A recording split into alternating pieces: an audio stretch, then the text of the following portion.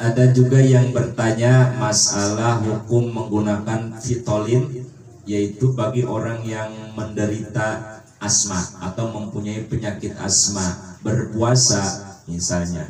Ini hukumnya bagaimana, batal atau tidak puasanya? Ini orang asma, itu kan orang asma namanya, jadi sesak napas. Asma itu sesak napas. Tetapi ada solusi buat napas longgar itu pakai Fitolin ya. Pakai Ventolin apa Ventolin namanya? Ventolin ya. Jadi pakai Ventolin.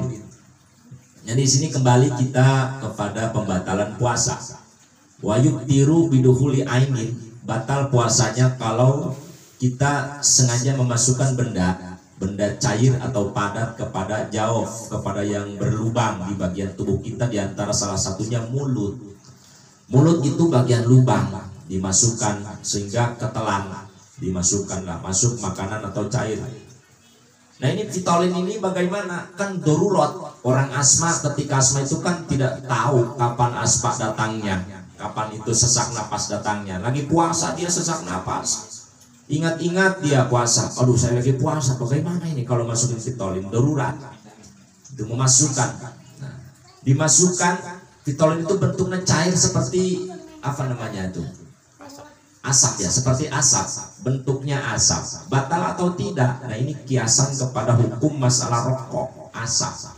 Merokok hukumnya batal enggak? Kan itu asap yang diisap, bentuk asap. Nah kalau Fitolin atau asap rokok kita tempelkan ke kain putih, asapnya itu ditempelkan, kita tiup. Nah setelah ditiup nanti ada warna kuning. Kalau rokok asap itu ada nikotin nempel di tisu atau di kain.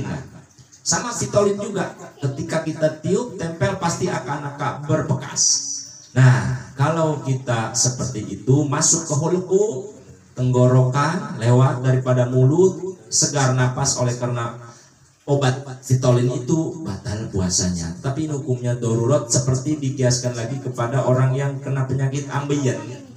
Ambeien itu kan misalnya lubang duburnya itu kerot salawainya boolnya namanya, itu keluar. Terus kan keluar, ini darurat, harus dimasukkan lagi pakai tangan, sehingga si tangan itu masuk ke bagian dalamannya bool.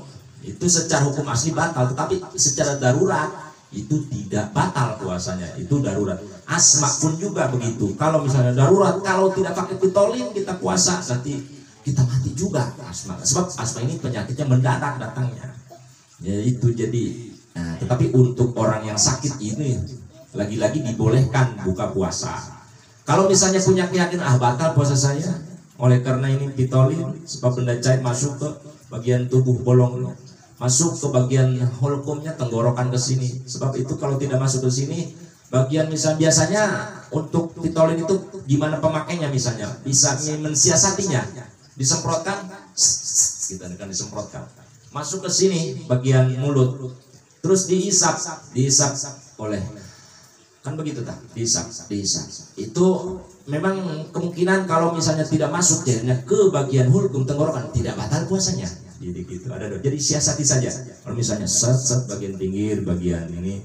Tapi kalau untuk masalah sudah bentuk benda cair masuk, itu batal puasanya. Jadi mudah-mudahan bisa mensiasatinya. Bahkan ini sunnah bagi orang yang mempunyai penyakit asma dan sebagainya, ini disunahkan sebelum datang bulan suci Ramadan. Sekarang saatnya kita berobat, betul-betul kita memaksimalkan, mensehatkan badan dari mulai sekarang. Kalau mah penyakit, datang ke dokter, obat yang bagus, kasih mah, dan dia teratur. Nanti insya Allah masuk bulan suci Ramadan kita sehat dalam badan. Bahkan Rasulullah SAW mengatakan sumu tasihu, berpuasalah kalian, sebab dengan puasa tasihu kalian akan menjadi sehat. Berarti puasa itu membentuk manusia sehat. Ternyata berpuasa orang nanti sehat, ruhani dan jasad, badannya sehat, ruhnya juga sehat. Insya Allah kita nanti dilatih di bulan suci Ramadan untuk mensehatkan jasad dan waruhan. Mudah-mudahan masalah pitolin ini. Jadi hukumnya menggunakan pitolin, benda cair batal masuk kepada lubang mulut. Assalamualaikum warahmatullahi wabarakatuh. Waalaikumsalam warahmatullahi wabarakatuh.